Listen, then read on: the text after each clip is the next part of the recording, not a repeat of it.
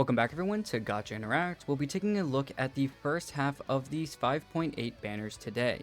The first character we're going to be taking a look at is going to be the brand new character Ineffa, and then the character right after that is going to be a character with a brand new rerun looking at Citlali. Let's go through both of these banners and see whether or not these characters, or even their weapons, and even looking at the 4 stars, if any of these banners are actually going to be a good pulling option for you. Now, onto the video. So, like we were talking about before, the first character we're going to be jumping into is going to be Ineffa. Now with Ineffa, she's going to ascend into crit rate, which is going to go exceptionally well with her weapon going into crit damage. So getting a little bit further with her as a character, we have a lot of different things going on with her as a brand new character, and the idea of the new idea with lunar reactions, and with her as a character with the lunar charge reaction. So looking at her skills and her talents, her normal attack has practically really nothing tied to it, something that's just pretty basic. But let's go ahead and look at the skill, where we're going to see a lot of her extra uses come into play. Looking at her skill, it's called Cleaning Mode Carrier Frequency. This states that Ineffa engages her enhanced cleaning module, dealing a single instance of AoE electro damage to nearby opponents, while also at the same time activating her optical flow shield barrier, and at the same time summoning the multi-purpose smart assistant unit Brigitte. The optical flow shield barrier absorbs damage based on Ineffa's attack, and it will absorb electro damage equal to 250% effectiveness. Looking at the skill attributes, you can see how much basically this is based off of attack, all at level 10, and the shield damage absorption is actually a pretty good amount right now. It's pretty solid, all while at the same time having a very long shield duration of 20 seconds as well, which if you look at her cooldown, it is during a 16-second duration. Also looking at Brigitte as well, where those constant extra little bits of hits is going to be happening from the extra little assistant, you actually also have a pretty long distance of time going for 20 seconds with its duration as well. All while once again also having the idea with its cooldown at 16 seconds, so your shields and your extra Brigitte is going to be out practically all the times as long as you're pulling them out every 16 to 20 seconds. Looking a little bit further now into the burst, it is called Supreme Instruction Cyclonic Exterminator. The multi-purpose smart assistant unit Brigitte can use rocket punches to quickly clean up opponents as well. Ineffa then shoots Brigitte into the fray, dealing AoE electro damage and allowing Brigitte to remain on the field. If Brigitte is already on the field, having been summoned by the skill, this skill will resummon Brigitte at the target's location and reset her duration. Now you see a very much bigger damage hit in the actual skill attributes here, with a cooldown of 15 seconds and a very low energy cost, especially as an electro character at 60. Now some of the passives obviously will be helping a lot more, and specifically obviously with a lot of her damage, and the main ones I want to point out is going to be her first and her third. Now looking at the first, it is going to be the Overclocking Circuit passive. This states that if there are any thunderclouds created by lunar charge reactions nearby when Brigitte unleashes discharge attacks, she will initiate an additional attack, dealing AoE electro damage equal to 65% of Ineffa's attack, and this damage is considered lunar charge damage as well. So any buffs for lunar charge damage will be increasing this damage as well.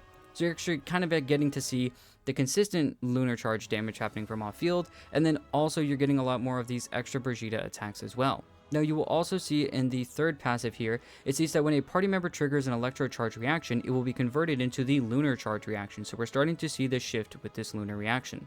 With every 100 attack that Ineffa has, increasing the lunar charge base damage by 0.7% up to a maximum of 14%. So we're looking at about 2,000 attack is kind of where you want to hit for her to have this kind of maximum damage hit here. Are you looking for discounts on your favorite games? If so, Lootbar has got you covered. Lootbar is the go-to top-up service for all types of gamers for all types of games. And with that, Lootbar also offers tons of different benefits like delivery within 30 minutes of your purchase, if not even quicker and within seconds. They also have secure transactions because, well, for all games, including things like Genshin for instance, you only really need a UID and the server that it is with as well and associated with. That means that there's no need for any passwords or emails, so those things stay out of other people's hands and stay with you. Covering gachas like Genshin Impact and Love in Deep Space to other games like PUBG, Lootbar covers your transactions the more that you are going to game. And what's the best part? New users get 10% off of their first transaction as well. To start saving today with Lootbar, go ahead and click the link in the description or in the pinned comment as well. Now, let's get back to the content. Now that we know a little bit more about Ineffa, let's take a look at the other character, Citlali. Now, Citlali's been with us before, and finally getting her first rerun, this is going to be great for a lot of players. Looking into her kit, her normal attack isn't anything crazy to talk about, but her skill and burst is where things get more interesting. Looking at her skill, this is called Dawnfrost Dark Star. And without reading all the mumbo jumbo of the skill itself, she basically creates a shield that absorbs cryo damage with 250% effectiveness because it is a cryo shield, being a cryo character.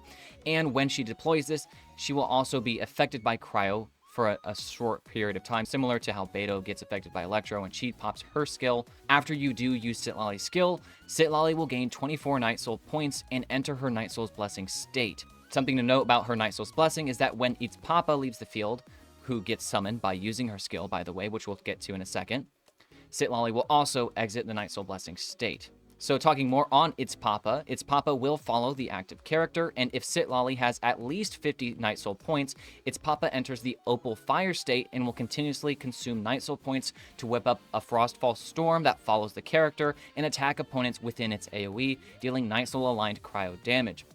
When Citlali's Night Soul points are fully depleted, this is when its Papa's Opal Fire state will end, and thus end Citlali's Night Soul Blessing state. So looking at some of the attributes of this skill, the shielding effectiveness of Citlali is scaling based on her elemental mastery, and does a pretty good job at that, just considering you really want to build Citlali on only EM, mainly for this reason, so she actually is being a good shielder for the team. Also, the duration is 20 seconds on the shield, as well as its Papa's duration as well, also being 20 seconds. Now, the catch to its Papa's duration is that even though it is 20-second duration, its Papa is also held to the Night Soul state that Citlali's in. So if you run out of Night Soul with Citlali, its Papa's going to leave early, even if 20 seconds hasn't been up. So that is something to kind of keep in mind there. It's usually that you're running out of Night Soul points before you actually hit the 20-second mark. Now, looking at her burst, this is called Edict of Entwined Splendor. Now, when you use this burst with Citlali, you're going to deal some AoE cryo damage, which isn't honestly that bad, especially if you do happen to have some crit on Citlali. It is based on the EM from some of her passives, which we'll talk about in a second. So it can be okay. Like, my Citlali usually hits around 200k or so when she actually does crit. So it is non-negligible damage, although it isn't the main reason to actually have and use Citlali. On top of this initial cryo hit that it deals, it will also restore a set amount of Night Soul points for Citlali, and also summon a Spirit Vessel Skull near a maximum of 3 opponents within the AoE, with 1 skull for each opponent. These Spirit Vessel Skulls explode after some time, dealing Night Soul aligned AoE cryo damage and restoring another set amount of Night Soul points for Citlali. So the biggest takeaway with Citlali's burst is that it's Night Soul point restoration. That is the biggest reason and biggest help for using Citlali's burst. Although, if you had to choose one skill with Citlali and kind of figure out which one is more important, technically speaking, it would be the skill, just because that's where the shield is coming from, as well as the whole idea of cryo application, because when it comes to team stuff, which we'll talk about later, cryo application is what makes Citlali shine so much. Looking at some of her passives, her first passive states that while its Papa is on the field, after nearby party members trigger the frozen or melt reactions, the pyro and hydro resistance of opponents affected by that reaction decreases by 20% for 12 seconds. Additionally, Citlali will regain 16 Night Soul points, and Night Soul points can be restored this way once every 8 seconds. This passive all by itself is really good for Citlali and makes her another reason of just value and why she can be so good. This is helping characters like Mawika and Mawika's best melt team. Citlali is also giving, a pyro resistance shred on the enemies for Mawika, and that helps go a long way. Looking at some of her other passives, her second passive states that during the elemental skill, its Papa's Frostfall Storm damage is increased by 90% of Citlali's elemental mastery. During the elemental burst, the Ice Storm damage is also increased by 1200% of Citlali's elemental mastery. In addition, when nearby party members trigger Night Soul Burst, Citlali regains 4 Night Soul points. Well, now that we've finally looked at both of the characters and kind of given some thought with obviously a brand new character looking at Ineffa, now let's get into the question section. And like always, the first question we always ask is, do you actually need either character on your account? If we're looking really honestly here, I've seen a lot of good things about Ineffa. I don't know about you, Rift, but I've definitely seen some very, very good, solid things about her.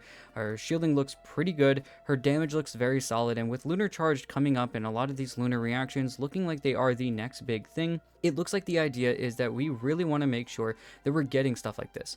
Now, at the same time, I do want us to keep in mind that even though she is going to be a very good character, I do want us to keep in mind that we want to worry about, future things and looking at, is this character worth it to jump on the train now, or do we need to wait?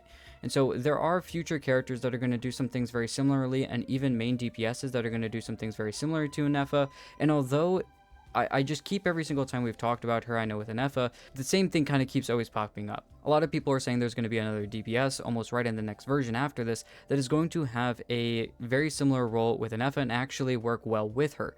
While at the same time, you can use that DPS without Ineffa, it's not a necessary thing to have them together. And so because of that, once again, Ineffa reminds me more and more of someone like Emily. Now, I know I've said that a lot of times, but honestly, I can't just get it out of my head at this point. Although she does look like a very fun character, a very good character, I think it's going to help a lot of people early enough in Nodcry, especially maybe some new players, maybe burn through a lot of the initial stuff that's coming out, maybe the Abyss if they're having issues with it already, or maybe some other things that might be helpful. That might be really helpful for you, but I do think that, in the future, she might not just be a near perfect character. All at the same time, I do think she's going to do a lot of damage, and she does have a pretty okay shield, so I don't really think that she's a terrible pull. I'm not really sure how necessary she really is when it comes to the issue of her being a character that a lot of people will need. Now, on the other side of the banner, we have someone like Citlali. If you're going to be pulling any character on this banner, my vote goes for Citlali, while at the same time I do think that Ineffa is very good. Once again, I've already kind of gone with my idea of why I think that she's kind of should be maybe an easier skip for some people. Also, she could just rerun a lot easier and a lot faster. Someone like Citlali, on the other hand, especially if you have someone like Mawika, Citlali becomes practically #1 on your pull list. Citlali's just such an amazingly good strong character, and even her weapon also brings a lot of strength to not just Mawika teams, but other teams as well. So there's a very good strength in what there is and needs to be done with Citlali. I think she's very easy to build. She's a very good character, obviously, for a lot of different accounts, and especially, once again, if you have Mawika. Another shielder, as Rift already went over as well. Pretty good and okay shield, but honestly, application and even buffing really comes to her powerhouse as well. So really an all-around great support. I think Citlali has very, very good pull value for a lot of different teams and a lot of different accounts. I don't know about you, Rift. What are you thinking of these two characters specifically? Well, just to hop on Citlali, since we're still in that train of thought, I Mm-hmm. totally agree. Citlali, I would say between the two characters has more value when looking at these banners. If you're kind of torn on which character to pull, you don't have either one, and you just like, man, I want both, but you can only get one. My vote would also go to Citlali. She just has more value in my opinion, and I know Ineffa is probably going to be decent, but I think the thing with Ineffa is she's more of a hype character, kind of hyping up Nodcry. Everyone Right. wants to get her. Oh, it must be good because, it's a whole new mechanic. I mean, Lunar Charge is a whole new thing, and that's going to be the selling point for Ineffa, right? Right. And that makes sense. It really does. It is kind of alluring. Like, oh, man, maybe I do need that. Maybe I kind of want that. But it's at the same time, and both of us have said this for a while now, it's just looking more and more like Emily. And not to say Emily's a bad character by any means. I just recently pulled her on this rerun of her and her weapon. I love Emily. She's great. But Emily is also not necessary, like absolutely necessary to run with Kanish, right? You can run Kanish without Emily and you're still perfectly okay. There are so many other characters you can run and the team still feels great. Now, Emily with Kanish certainly does feel good, right? It is going to be slightly better. The team is just... There's more synergy there. Kanish helps Emily. Emily helps Kanish. They both want the burning thing. It just makes sense, right? But I think it's going to be a very, very similar story with that new character in 6.0 that's most likely going to be a Lunar Charge DPS, also using Ineffa in the team in a very, very similar way, but doesn't require Ineffa. And I don't think on a kind of the vice versa, Ineffa probably doesn't need that other character, right? Ineffa will work in so many other teams, just like you can play Emily in a burning team that doesn't have Kanish as the DPS. A lot of people I know even presently like to do Mawika burn, Arlecchino burn, you name it, right? And so Emily will be in there, and Kanish isn't because Kanish would be the on-fielder, and well, that's Arlecchino's job maybe, right? So the point is, Ineffa is going to be a good character. She's not like a bad pull, but not the best value probably when it comes to these two characters' lineups. I think Citlali, if you don't have Citlali, just has more value. I'm not going to talk too much about constellations because that's not really something we do on this channel. But between both of these characters, just once again, all right, we've already said it, but TLDR, Citlali has more value, and that's just our opinion. So looking a little bit beyond this, I guess the next question then becomes, what kinds of teams are you trying to build? And we've kind of already gone a little bit into this a little bit, but with obviously Ineffa, the main thing you're looking for is electrocharged. And even if it's just maybe her and at least one other Hydro character to create the electrocharge reaction, she doesn't have maybe so many pulling down weights as we've seen with a lot of recent characters. And what I mean by that is like only Hydro and Cryo, only this, only this, only this. Right. She has kind of the opening to be her, and a hydro character, and that's kind of it. You slap Farina in there and you've kind of got what you really need to kind of bring together. So I mean, to an extent you could bring this to, I know people talk about like Hyper Bloom teams or something like that, and if you throw them on Elemental Mastery, Lunar Charge still kind of banks itself off of Elemental Mastery while also banking itself off crit. So there's like a lot of difference. So you're getting the Hyper Blooms, but you're also getting the Lunar Charge damage. At the same time, you're helping her own personal damage. So there's so many different ways, I guess, to kind of go about using her and putting her in different teams. The major way is going to be with Electro Charge and kind of just spamming that. And I think that she could be a lot more fun with a lot of fast hitting characters that can maybe just proc it. But it, once again, it's not really like something that you can proc multiple times, like, successively over and over and over again, like very fast, rapid positions. It'll just be kind of fun to see maybe her be played with like an Ayato or a Child or something, maybe some of those old units. Maybe not necessarily breaking, Dire or Fearless in, Stygian Onslaught, but definitely maybe even bringing some fun to the Spiral Abyss. So that looks fun at the very least, and obviously Electrocharge definitely comes to that first call there. Citlali, on the other hand, she can work in other teams, but even with that first passive that you were talking about, Rift, it's basically melt and freeze. You want, even if she's put in a Skirk team, another very good DPS, she does have the Hydra resistant shred for maybe the other Hydra characters in the team. Even putting her on field, I even did a long time for a while with Nivelette and Farina, and then just threw Shilonen in there. She was the fourth character. If my healer was somewhere else or one of my other healers were somewhere else, that's where she went.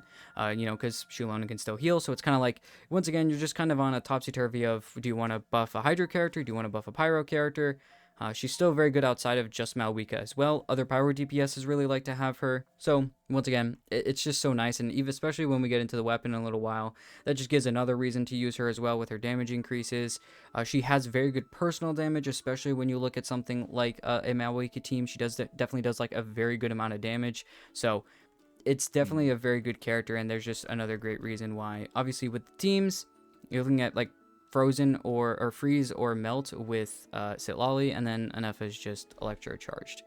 So I feel like that's kind of pretty simple. much. I mean, with Ineffa, I like that because Ineffa is a sub DPS. She's not like the on-fielder, and she's not taking up all your on-field time. That Right. naturally makes her more flexible because, if she was a DPS, like let's say we're talking about the new 6.0 character that is probably going to be a Lunar Charge DPS, that's a more set in stone kind of team archetype. Okay, you pretty much always want to do this thing here, and so that automatically rules out a lot of other characters or whatnot. Not saying you can't do it, but you get the idea. Because she's an off-fielder, there's so many things you could do. That means you're on-fielder because it's just Electrocharge.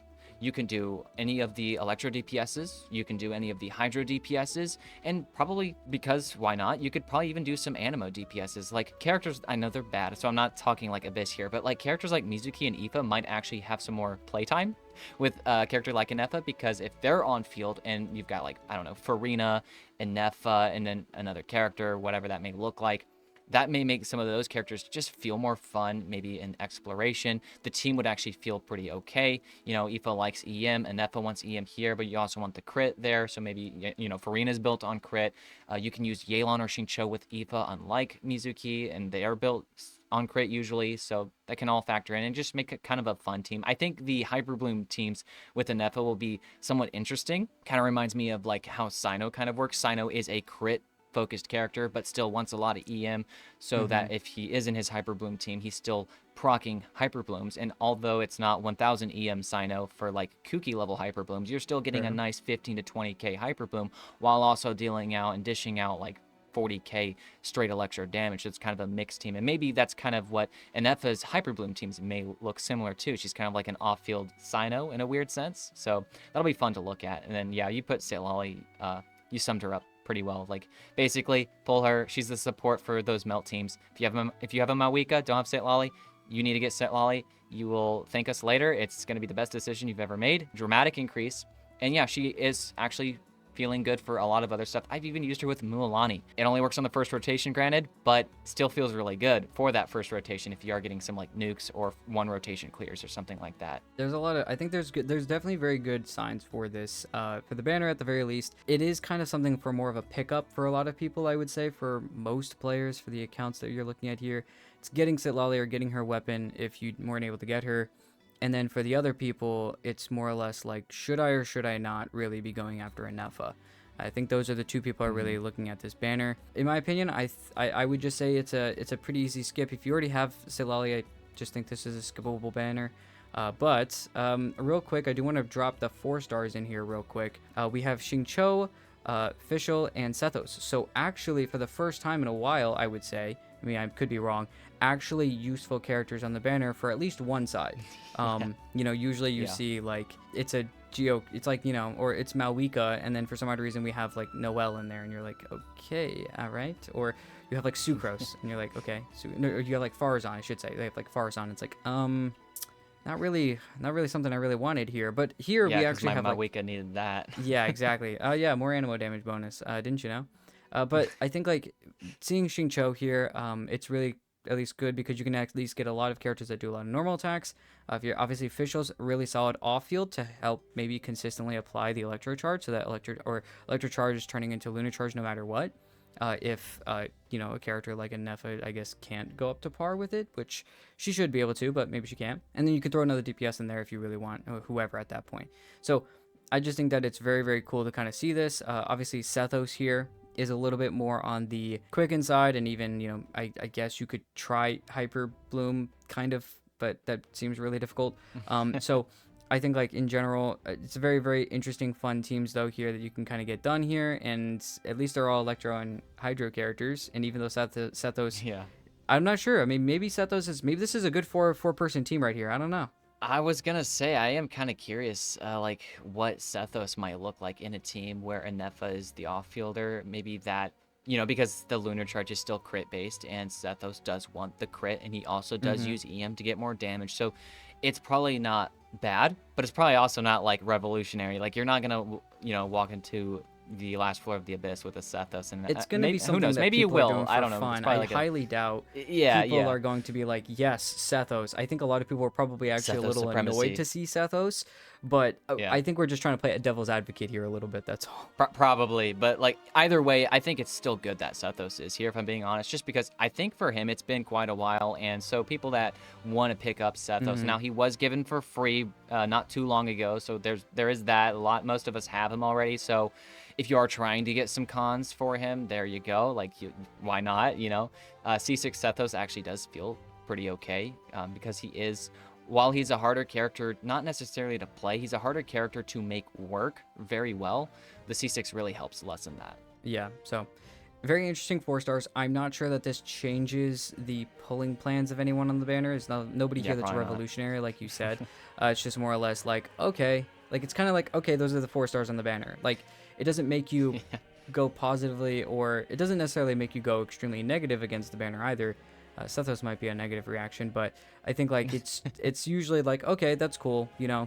I either get, it's not like Yansan's here. Oh, Yansan, okay, now that's one I might consider cons, you know. Yeah, exactly. Yeah, if that was here, then we'd be extremely hyped. Actually, that sounds like a very good kind of buff character for this team. But anyways, going into the final question we have here, which is obviously looking at the weapons for the 5-star characters. Looking at Fractured Halo, which is going to be Ineffa's weapon. Level 90, as I said before, it's crit damage main stat, so it's at 608 base attack with 66.2% crit damage. The R1 refinement ability states that after an elemental skill or elemental burst is used, attack is increased by 24% for 20 seconds. If the equipping character uses a shield while this effect is active, then they will gain the electrifying edict effect for 20 seconds as well. All nearby party members under the electrifying edict effect, wow, I'm tripping over my words, all nearby party members deal 40% more lunar charge damage.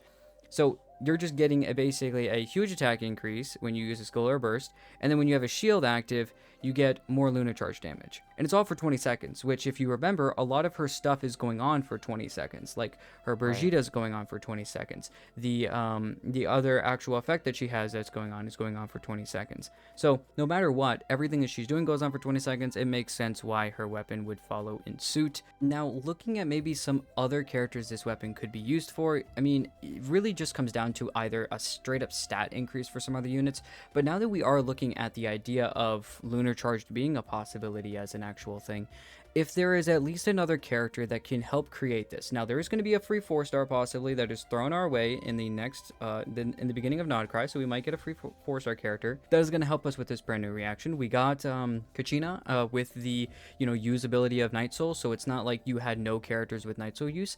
We're most likely going to get a very similar reaction here, and it looks like it's going to be an Electro character. So it's basically going to have, everybody can use Lunar Charged instantaneously, basically at the beginning of Nodcry, at least with this free character. So my thought process is, if this is the case, as long as you have that character in the team with this weapon at least being in play, even if it's not that 4-star character and they have a different, weapon type, you could still put this on Raiden.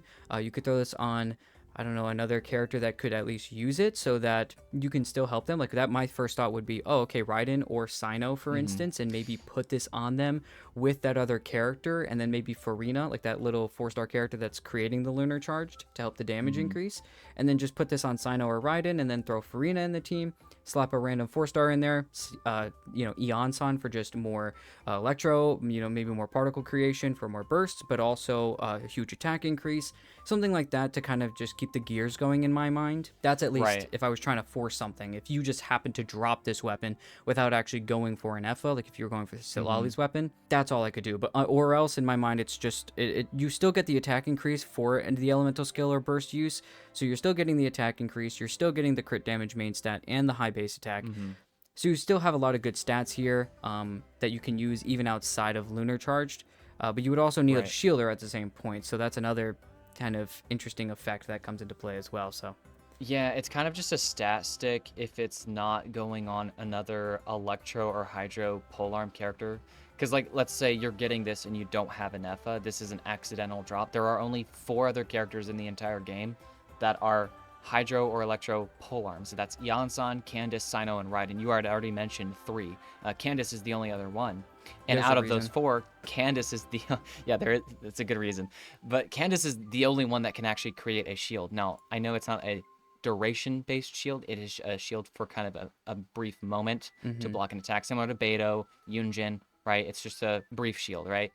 But it's a shield. But that's the thing. Candace is Candace. So, like, she's bad. You're not going to actually bring that.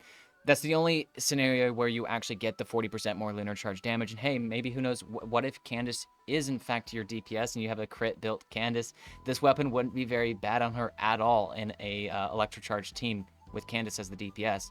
But that's like the only thing, and even that's kind of huffing copium if we're being completely honest. So outside of that, it's really just a stat stick for the high base attack, the crit damage stat, and some more attack. And in that regard, that's instantly a lot more characters that could go on, because if we look, there's so many polearm characters in the game at this point, and a lot of them like attack. So Escoffier, she deals damage, she likes the attack, she uses it for the healing and her damage. Eon-san to meet her threshold on attack, so you're maxing out her buff, and high base attack, the attack crit damage percent doesn't, I guess, hurt, Yeah. And now your Eon-san Make deals a your lot of damage. Eon-san crit Emily damage. could really like it if you don't have her personal, just because attack, crit. The list could go on. It's a very generic weapon in that regard outside of Electrocharge, so that's just some of the things you could do with it if you don't have an Ineffa, but you got this. Yeah, it's an interesting weapon to really just throw around. It's very similar to the last polearm, I think, which was Escoffier's. It's just kind of like stat stick. Yeah, I did have that Just thought too. Kind of similar aspect. I mean, it's another, Staff of Homa, except Staff of Homa is just really good because everybody goes a lot into HP, so it just all gets turned into attack. So as long as they're stacking into attack, it's fine. So it's definitely very good. And I love the long duration as well on the weapon. It is for 20 seconds, so that means it can work with a lot of other characters. A lot of times we always say, oh, it couldn't work on this character because it's only a 4-second duration, it has to be triggered all the time. So it, takes out characters like Sino or something like that. But it is a comfortable weapon. Yeah, it's just a very nice weapon to have. Outside of that, though, we have Starcaller's Watch, which we've already said is a very good weapon.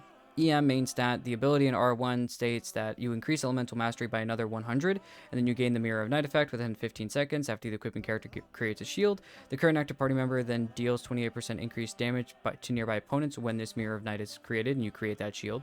And the Mirror of Night effect can only happen once every 14 seconds, following in very similar suit with her shield as well, or her cooldown. So that's kind of the idea, similar aspect of the other thing, but this is why her weapon is so good, because it's just a straight flat 28% at R1 damage increase, She's always creating a shield with that skill, and you also do get a bunch of extra elemental mastery in the ability as well, which is helping more damage from the passive you talked about Rift, but also just in general damage if she does a reaction, but also helping her shielding effect as well. Very solid weapon. I know you were talking a while ago about it. It's like a, what did you say, a 15 or 20% damage increase for like a lot of characters if you just have this weapon or something like that? I don't remember the exact percent on the top of my head, but it is a significant increase. Having Citlali's weapon, let's just say like for your Mawika melt teams, if maybe you're one of those people that are trying to do the Fearless or Dire on this past Stygian Onslaught, not having Citlali's weapon makes a huge difference. Like, you need Citlali's weapon if you even ever hope to clear Dire 6 difficulty with C0 characters. If you don't have Citlali's weapon, I'm sorry, it's not happening. Like, you have to have everything. And that's obviously a very niche circumstance, a very high investment circumstance that even veterans can't always accomplish. So, like, I'm not saying, oh, you need to pull Citlali's weapon so you can do that. But it is a nice increase. You will notice the difference that the buffing that Citlali is doing and giving to other characters, not just Mawika, any other team you use her for, because that is just damage increase. That's helping any DPS because it's not tied to damage archetype like, okay, Dendro, Cryo, or whatever. It is just, here's more damage. Kind of similar to why Farina is just so goated. It's just here's damage increase. There you go. Yeah. So that's why Citlali's weapon is just one of those weapons where you kind of do have to consider, like, it's really, really good. But thankfully, because Citlali is a Catalyst user, you can get away with really low investment options like TTDS, Thrilling Tales with Dragon Slayers, or whatever. Catalyst to give attack increases. Granted, that only works for attack scalers, so if you're using a HP scaler like a Neuvillette team using Citlali, not going to work.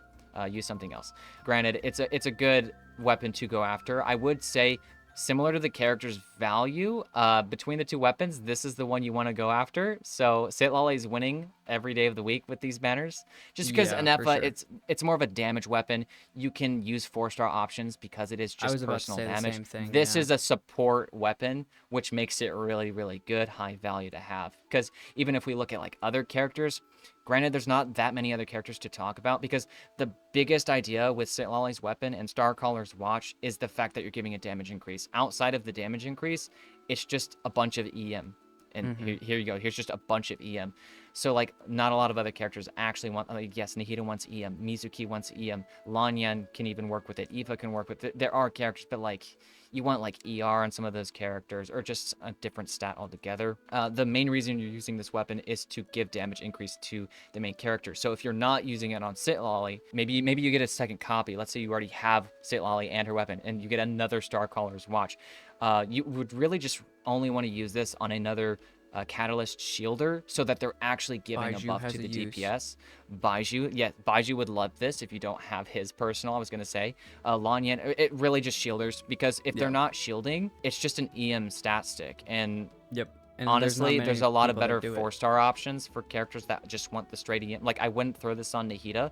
It sounds great because it's like, that's a lot of EM, but I'd rather throw Witzith on her. I'd rather throw maybe an energy main stat catalyst. Just something else. Like, there's really good 4-star catalyst is kind of the problem when it comes to 5-star catalyst use on other characters that aren't the signature characters. But that's just how I see it.